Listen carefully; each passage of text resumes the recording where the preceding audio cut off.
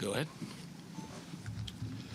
David, some coaches treat using zone kind of as like a last resort kind of option. What's just your philosophy in general on going to whether it's a kind of the 3-2 or it felt like we got some box and one kind of looks at the end of game one? Yeah, we've tried different things. Clippers series was good to us, especially in Game 7, going to the 3-2.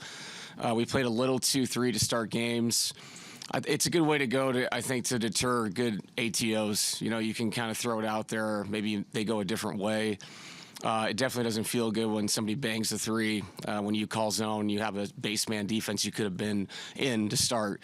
But yeah, we did. The full denial thing, I wouldn't say it was a box and one. It was us on the bench saying, hey, if you get the chance, there's 10 on the clock, just full on deny him as best you can. And Shea's a guy that can obviously get open after you do that, but you have to do some things on the fly organically when you're out there and feel it in the game. And I gave the guys a lot of credit. They showed him different looks. He's an amazing player.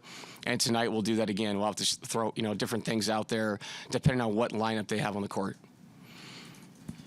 Coach, you talked about having an honest locker room. When you took over, how did you know that they were ready for that? Because you have a core of guys who've done a lot over the last through the championship. And where does Russ fit into that as kind of the new piece, elder statement with a huge resume? Yeah, Russ is a very strong voice, and he's also has a lot of experience in this league, both good and bad. And I think that's a great thing to have. You know, people that have been through it, the ups and downs of what this is. And on top of that, he's played for a lot of different high-profile coaches. He's been on a lot of high-profile teams that have different stylistic ways of playing. So when he has an opinion, we're going to listen. When you have somebody, it's always good to have that. Where we've done a certain thing a certain way all these years, it's good to hear a fresh voice. And then on top of that, it's really nice to have a group that's been together because we've had our standards of things, of adjustments we've gone to in playoff series, and it's not new to them. If we say, hey, let's go this way, and, we're going to switch this, or we're not, whatever, we're going to stay in coverage in this, we're going to blitz this. We've done it before, so they're comfortable with that. It makes adjustments on the fly much easier in a playoff game. Against overreacting in a playoff series, are you expecting any seismic changes to the way this game looks?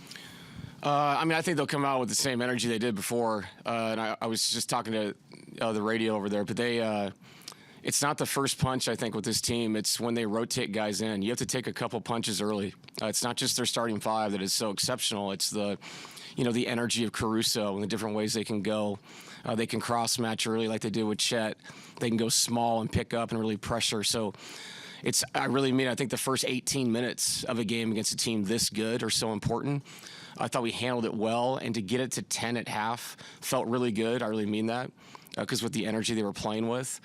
And throughout that whole game, we just kind of sustained, and you never know what's going to happen those last couple minutes. We got an opportunity to win the game, and obviously Aaron made the shot. But, yeah, man, this is different. This is not like a top-heavy team. This is a come at you in a million different ways kind of team. So we got to take punches, get back up throughout the game, stay in the game, give ourselves a chance to win another one.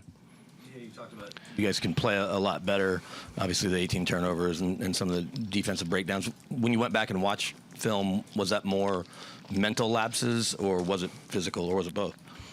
I just thought it was them. I mean, seriously, you talk about themes, but when you go out there, you got to go play against the themes, and then it's a lot different.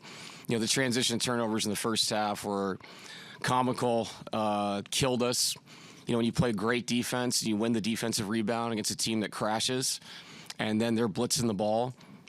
You got to be more mature with the ball. I thought we gave them runs throughout the first half.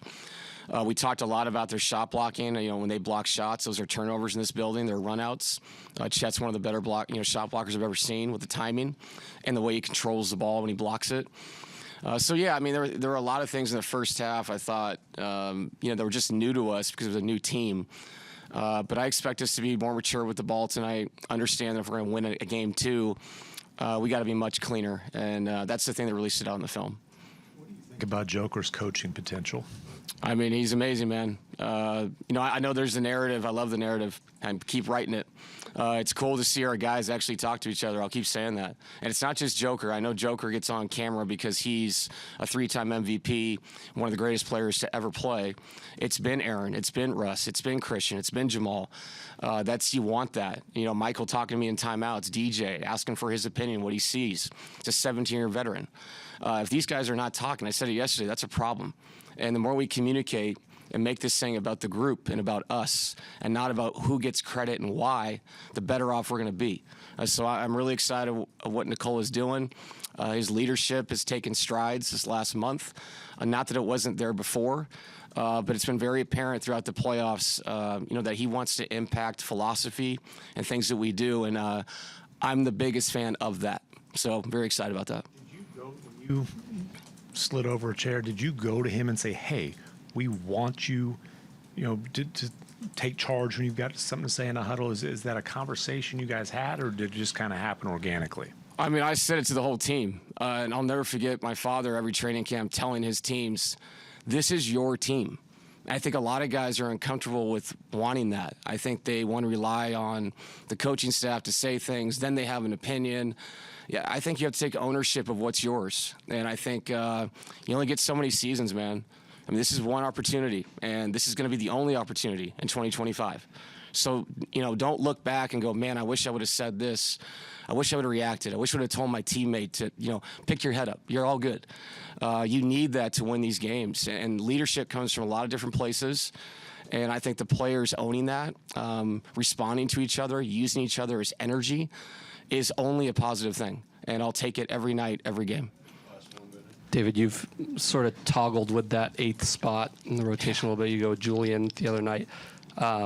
Just sort of curious how you view, I guess, the balance between maybe the perceived risk of trying different guys, a little bit of experimentation with that spot in these playoff settings versus just the importance of being able to have someone at least fill 6 minutes, 8 minutes in that role to help with the load or whatever it may be. Right, and Julian was the guy the other night. Was hoping to flow him back in the second half, but the game was kind of teetering.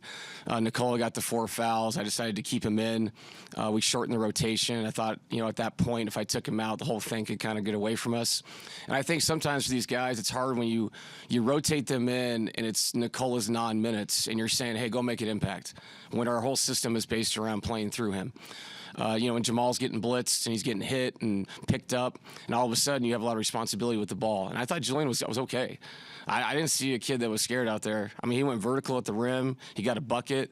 Hasn't played in a long time. So I was really impressed with him. And then I got to react to their rotation too. They went to the Zubats rotation. The Clippers did. They took Isaiah out, put him back in to play with the second unit. So I got to think about that tonight. Like, do I want to run Aaron like I did in that game? But I also got to get Aaron to the end of the game with legs. And so we'll read the game, see where we're at, where the minutes are, do the best we can with the rotation. Yep, thanks.